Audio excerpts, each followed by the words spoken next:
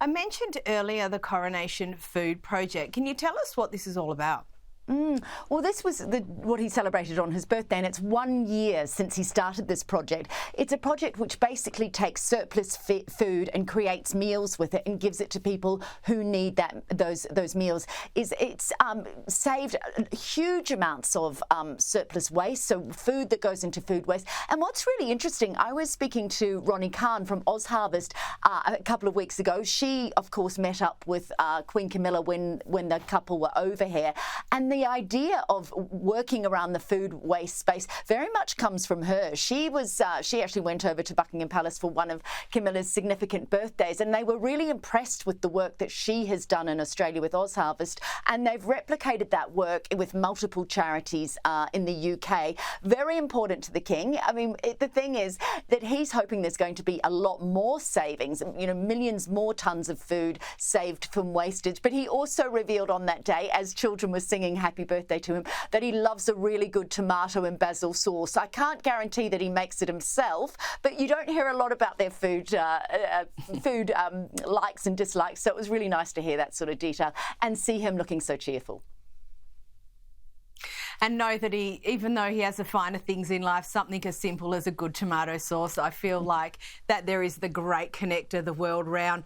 Now, Samara, it's not just the King who's obviously busily involved in his projects. Camilla has spearheaded a documentary about domestic violence. We've referred to it before. Now, the King was very emotional speaking about it this week. Yeah, he was. I mean, we all know that he cares really deeply about Camilla, but I think that he's also very pleased with how she has embraced the role as Queen so naturally. I mean, this domestic violence documentary is really beautiful, but it is also a testament to Camilla's work behind the scenes endlessly. I mean, I was going back into, looking at, when this issue started to when she started to work with it. And it was even 2014, she was making care packages for domestic abuse survivors.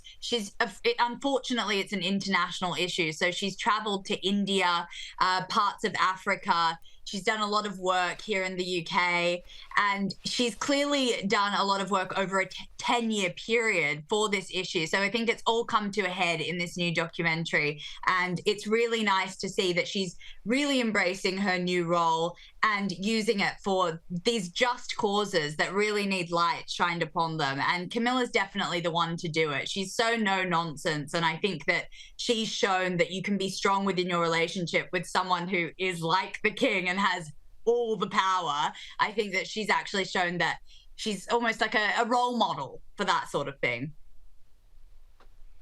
And I think this sort of advocacy is also really important. It's not a fun topic, it's not a sexy topic, but it's something that's really meritorious that we focus on and try and make better. So, kudos to her for taking up the cudgels on something that, is just a lot of hard work, but absolutely needs to be done.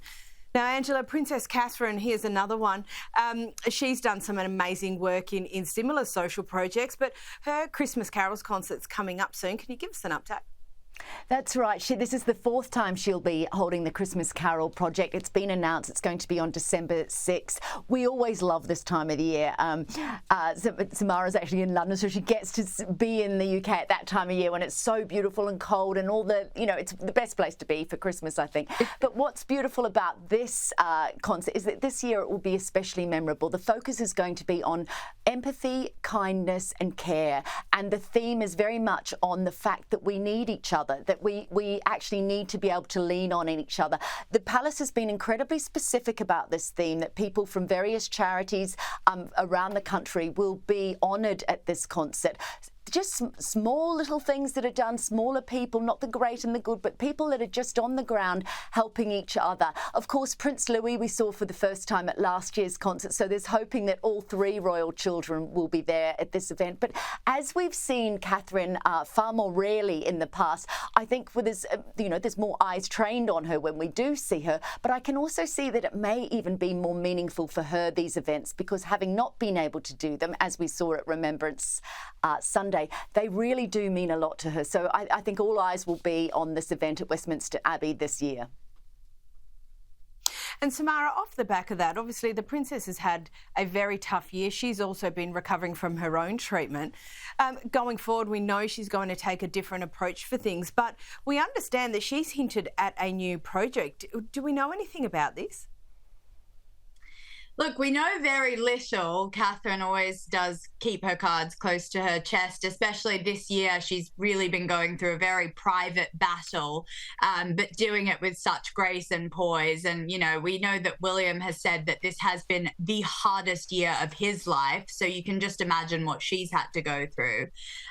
But she has hinted at different things on social media. Of course, we saw little invitations being printed out for the 1,600 people that are going to attend this event.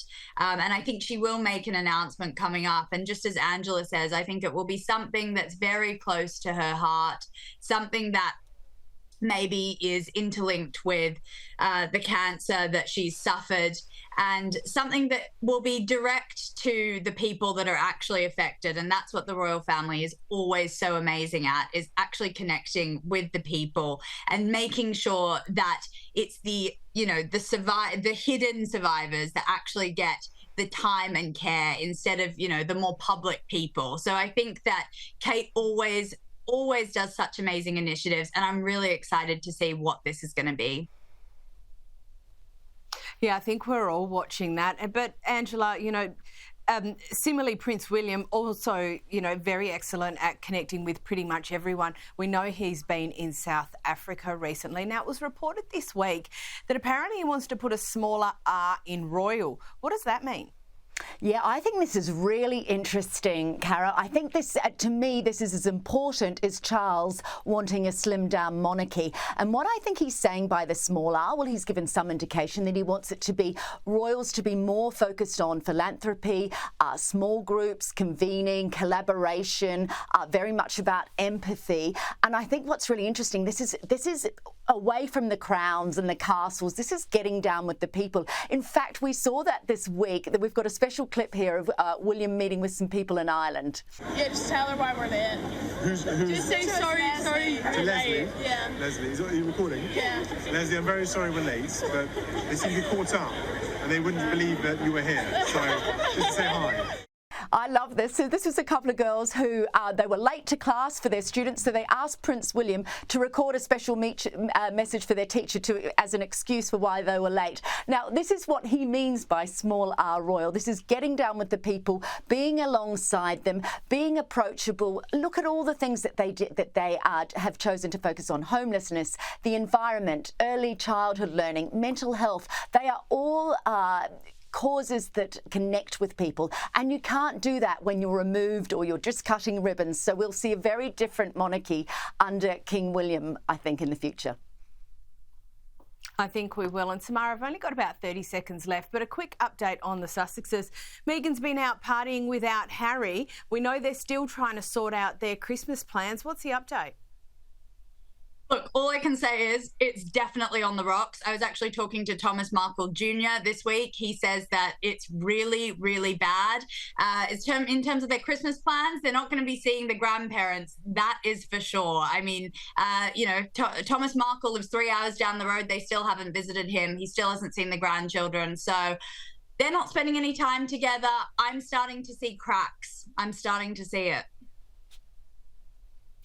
Well, you know how to finish off that segment. Very well done. Angela Mollard, Samara Gill, thank you so much for joining us. Now, coming up, Prince Harry's court case is back in the headlines. Esther Crack, who joins us from London with the latest on that story.